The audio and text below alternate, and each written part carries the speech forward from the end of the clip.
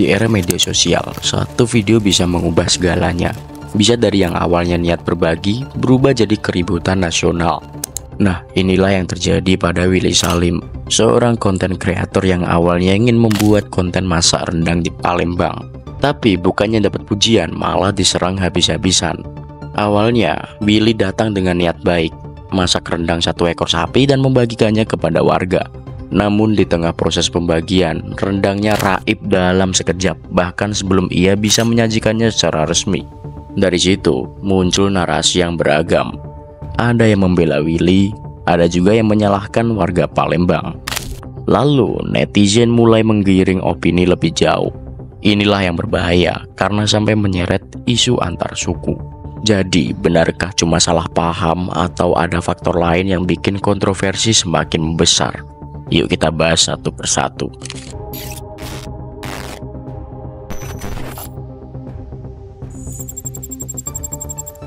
Apa yang awalnya hanya soal makanan yang habis lebih cepat dari perkiraan, kini berubah menjadi perang opini nasional. Drama rendang ini membuat netizen mengubahnya menjadi ajang perpecahan dan sentimen antar suku. Media sosial punya cara kerja yang menarik.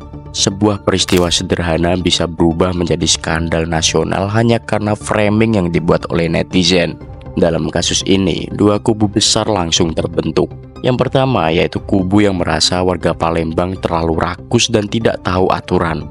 Lalu ada kubu yang membela, mengatakan bahwa ini cuma miskomunikasi, settingan, dan tuduhan itu terlalu berlebihan. Disinilah mulai muncul narasi yang berbahaya. Isu ini sudah melebar ke perdebatan soal budaya, kebiasaan masyarakat, bahkan asal-usul suku tertentu.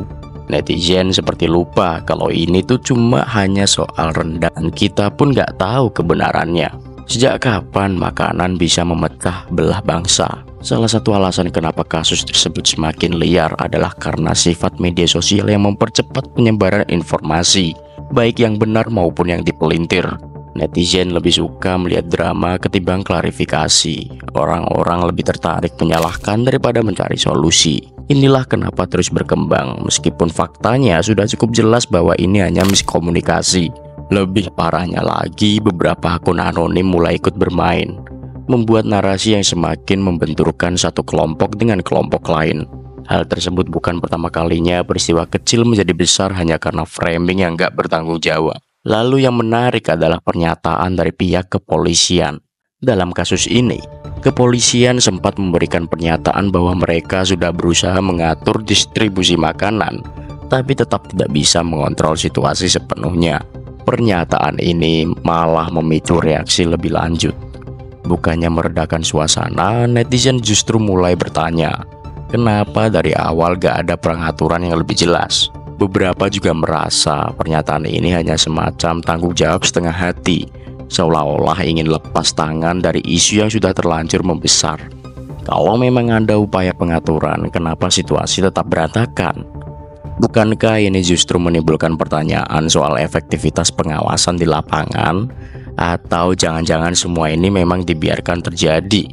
Karena toh, kalau gak ada drama, engagement di media sosial juga gak akan sebesar ini. Pada akhirnya, perdebatan gak akan berakhir hanya karena satu klarifikasi. Bahkan setelah semua fakta diungkap, tetap aja akan ada pihak yang membela dan menyalahkan tanpa benar-benar peduli pada kebenaran. Jadi kalau kita pikirkan baik-baik, siapa sebenarnya yang paling diuntungkan dari perpecahan ini?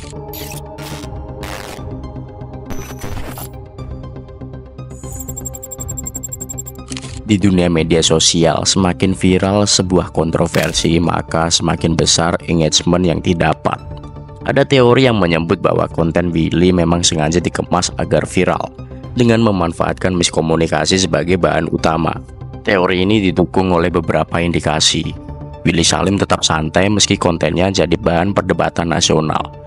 Gak ada upaya dari pihak Willy untuk meredakan perdebatan. Justru, video yang diposting semakin mengundang perdebatan di kolom komentar. Fenomena ini disebut sebagai engagement farming. Dalam dunia digital, menciptakan kontroversi bisa jadi strategi pemasaran yang efektif. Semakin liar diskusi, maka semakin tinggi interaksi dan semakin banyak rekomendasi video yang akan muncul di timeline. Bahkan di Twitter atau X muncul teori bahwa tim kreatif Willy Salim mungkin sudah mengantisipasi bahwa kejadian ini akan viral dan memang sengaja membiarkan kesalahpahaman terjadi tanpa ada klarifikasi langsung.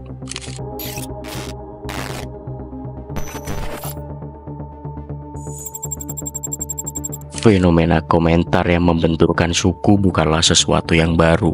Media sosial telah menjadi ajang ketika kebencian bisa disebarkan dengan cepat tanpa filter. Nah, ada beberapa pola yang sering muncul dalam kasus seperti ini. Yang pertama, framing yang berlebihan. Sebuah kejadian kecil dibesar-besarkan dengan narasi provokatif. Kata-kata seperti, memang dari dulu begitu, sudah sifatnya seperti ini, atau nggak heran kalau begini. Itu sering muncul untuk menggeneralisasi satu kelompok. Lalu yang kedua, munculnya teori konspirasi. Banyak netizen mulai menuding ada pihak yang sengaja memprovokasi agar perpecahan ini semakin parah. Akun-akun anonim mulai menyebarkan narasi bahwa salah satu pihak punya agenda tersembunyi, padahal gak ada bukti yang jelas.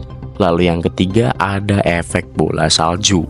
Awalnya hanya perdebatan biasa, tetapi karena komentar negatif terus bermunculan, semakin banyak orang ikut campur. Dari yang awalnya cuma soal makanan, tiba-tiba jadi debat panjang soal harga diri, budaya, bahkan sejarah antar suku. Dari sini kita bisa melihat bahwa persoalan rendang Willy Salim ini telah bergeser jauh dari masalah awalnya. Yang semula hanya kesalahpahaman soal pembagian makanan, kini sudah berubah menjadi pertarungan identitas yang berpotensi menimbulkan konflik lebih besar. Media sosial yang seharusnya jadi tempat diskusi dan berbagi informasi kini berubah menjadi ajang saling serang. Komentar-komentar yang awalnya hanya berisi kritik terhadap cara pembagian makanan kini mulai membawa narasi yang lebih berbahaya. Orang-orang mulai mengaitkan peristiwa ini dengan karakteristik suatu daerah, bahkan lebih jauh lagi dengan stereotip suku tertentu. Narasi yang berkembang ini bukan sesuatu yang asing. Setiap ada kasus viral yang melibatkan satu kelompok tertentu, netizen selalu terbagi menjadi dua kubu besar. Ada yang membela, ada yang menyerang, tapi yang paling mengkhawatirkan adalah munculnya sentimen antar suku. Satu peristiwa kecil bisa dijadikan pembenaran untuk menciptakan stigma baru terhadap satu kelompok. Masalahnya yang sering terlupakan adalah bahwa kejadian ini tuh gak merepresentasikan keseluruhan budaya atau masyarakat di satu daerah. Apa yang terjadi saat itu adalah kesalahpahaman. Tapi dalam konteks media sosial, netizen lebih suka melihatnya sebagai konflik lebih besar lagi. Sialnya, hal seperti ini tuh terus berulang. Media sosial sudah menjadi alat untuk menciptakan polarisasi. Orang-orang dengan mudahnya mengambil satu kejadian sebagai representasi dari keseluruhan kelompok. Seakan-akan semua orang dari suku tertentu memiliki sifat yang sama. Yang membuat ini semakin ironis adalah bagaimana beberapa pihak justru memanfaatkan situasi ini. Setiap kali ada perdebatan besar di media sosial, pasti ada akun-akun anonim yang ikut menyebarkan provokasi. Komentar-komentar mereka selalu bernada sama, membenturkan satu kelompok dengan kelompok lain, menyulut emosi netizen agar semakin pecah. Bisa jadi, itu hanya akun-akun yang sekedar mencari sensasi. Di titik ini yang menjadi pertanyaan besar bukan lagi siapa yang benar atau siapa yang salah, tapi lebih kepada mengapa kita selalu terjebak dalam siklus yang sama. Setiap ada kasus viral, kita selalu mudah terprovokasi, mudah membenturkan satu sama lain, dan seakan-akan lupa bahwa ada pihak-pihak yang mungkin saja sengaja memanfaatkan situasi ini. Yang paling mengkhawatirkan adalah bagaimana fenomena seperti ini bisa merambat ke dunia nyata. Polarisasi itu gak berhenti di layar ponsel loh. Efeknya bisa terasa dalam kehidupan sehari-hari. Pada akhirnya ini bukan lagi soal rendang yang hilang atau konten yang viral, tapi soal bagaimana kita sebagai masyarakat selalu terjebak dalam perang opini yang justru semakin memperlebar jurang perbedaan. Yang diuntungkan dari semua ini bukan kita, bukan Willy Salim, bukan juga warga Palembang. Yang diuntungkan adalah mereka yang menikmati bagaimana satu insiden kecil bisa mengorbankan pertikaian besar. Fakta yang nggak bisa dipungkiri adalah semakin panas perdebatan, semakin banyak engagement di media sosial. Dan sayangnya, yang paling dirugikan adalah masyarakat kita sendiri yang semakin terpecah belah. Jika kita terus terjebak dalam perang komentar tanpa mencoba memahami konteks yang lebih luas, maka kita sendiri yang akan kalah.